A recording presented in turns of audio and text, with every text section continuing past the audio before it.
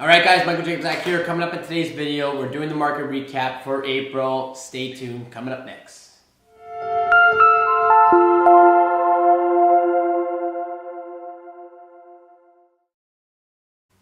Alright guys, as I said, Michael Jacobs here, and we're doing a recap of April's numbers for the Toronto Real Estate Board. Basically, where we're at, sales, as I said, continue to trending up as we heat up into the market along with our weather, which is great because I'm tired of the cold. But anyways, let's take a look at the numbers. Sales hit in April just under 8,000, which came in at 7,792.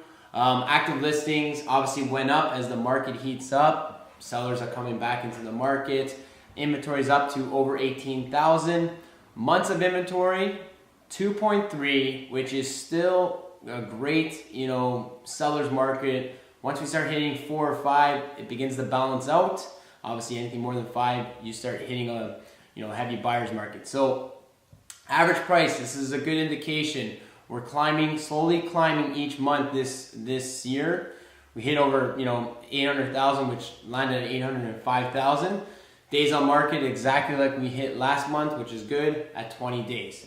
Now, understanding these numbers, guys, when it comes down to if you're looking to buy or sell, to me, depending on this is just overall, kind of a guideline, what's going on with the market. Now, if we look a little more closer, so what you got to do is when you are looking to sell or buy, you need to define and look more specifically to areas and obviously type of property. Because what you're seeing is, compared to last year where we had, inventory really low, you had luxury properties which were making up of 10% of the sales. And if we call luxury like over 2 million, it was hitting 10% of the sales, which obviously is driving average price a little bit more higher. Because right now, we're seeing, 5% of our sales are luxury properties. So, that's why you keep hearing condos and townhouses are trending more up. You're definitely seeing bidding wars in those because it's lower price ranges. Now, when we look at months of inventory with detached, it's 3.2, right? So it's obviously higher than our months of inventory as a whole. You're looking at semi-detached properties at 1.5.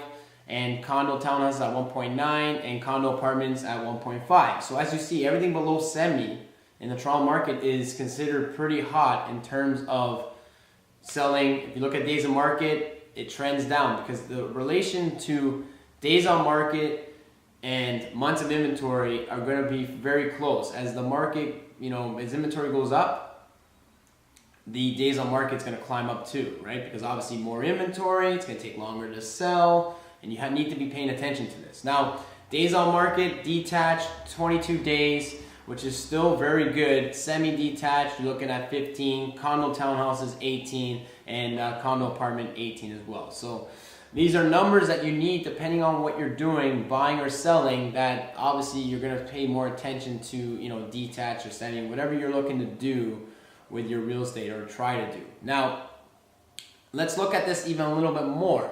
Now, Toronto CO1 is near the water, so you're going to have a lot more condos and a lot less, we would say, luxury properties, the detached market selling.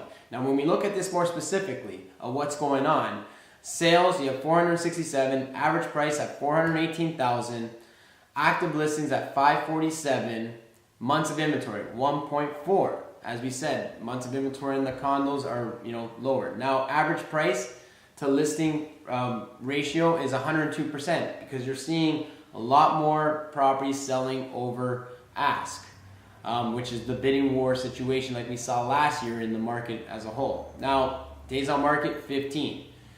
Now, do the comparison of looking into a more luxury market. When we go to C12, Toronto C12, this is much more expensive properties because the sales are 29. The average price is 2.7 million. Now, when we look at active listings, it's 104 properties. Months of inventory is now jumping up to 4.3. It's hitting that more balanced market. Average price selling at 96% of list. And the days on market has jumped up too, to 23. So this is the difference of what you need to kind of specifically look at depending on where you're looking to buy and what you're trying to buy, right? So this is why you need obviously a buying agent or a selling agent that understands what's going on in your micro market or what you're looking to do, because this is going to fluctuate on areas and, just depending on what type of property you're buying.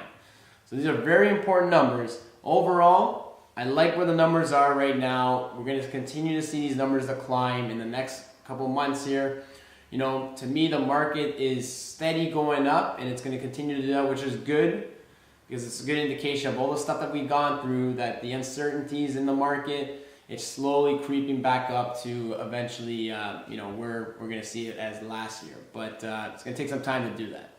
All right, guys, like, comment, share, and we'll catch you on the next one. Take care.